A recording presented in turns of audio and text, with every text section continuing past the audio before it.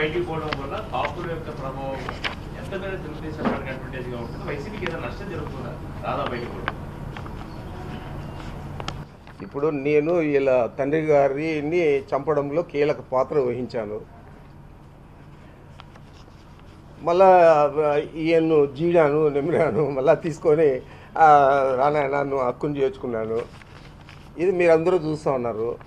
మరి ఏ విధంగా కులం ప్రభావితం అవుతుంది ఈయన వల్ల అని అడుగుతూ ఉన్నారు. వాళ్ళందరికీ గుర్తుంటుంది ఎవరు వల్ల మోహన్ వీటి రంగారావు గారు మృతి చెందారు, ఎవరి వల్ల వాళ్ళ కుటుంబం నష్టపోయింది అనేది గుర్తున్నప్పుడు కాపులు ఓవర్ నైట్ చేంజ్ అయిపోతారు.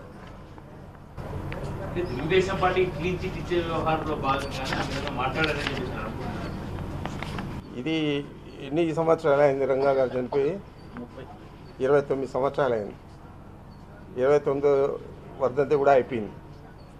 29 సంవత్సరాల తర్వాత క్లీన్ చిట్ ఇస్తే కాపులందరూ నమ్మి చంద్రబాబు నాయుడికి మద్దతు ఇస్తారా? తెలుగుదేశం పార్టీకి మద్దతు ఇస్తారా?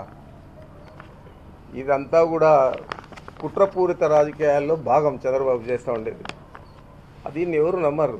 ఈరోజు ఆయన మేనిఫెస్టో గతంలో ఏం పెట్టాడు, మరి ఇన్ని రోజులు ఎందుకు అమలు చేయలేదు, మరి డబ్బులు లేవని రోజు చెప్తా ఉన్నాడు.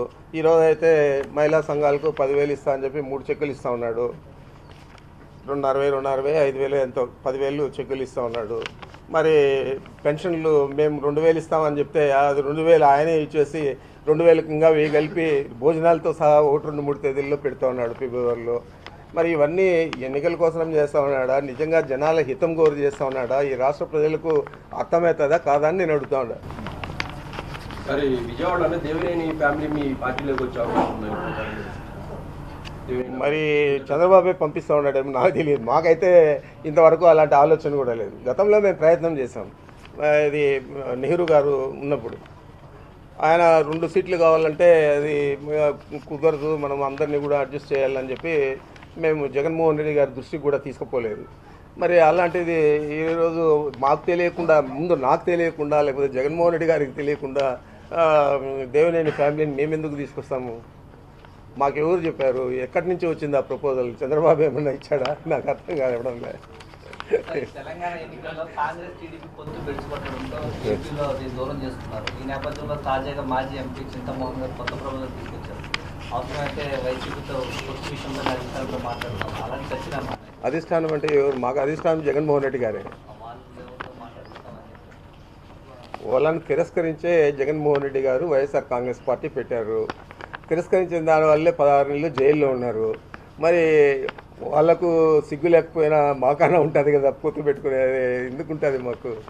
మేము ప్రతిసారి నేను చెప్తున్నాను, జగన్మోహన్ రెడ్డి గారు చెప్తున్నారు, అందరూ చెప్తున్నారు, మా పార్టీ శ్రేణులంతా కూడా మాకు ఎవరితో పొత్తు ఉండదు.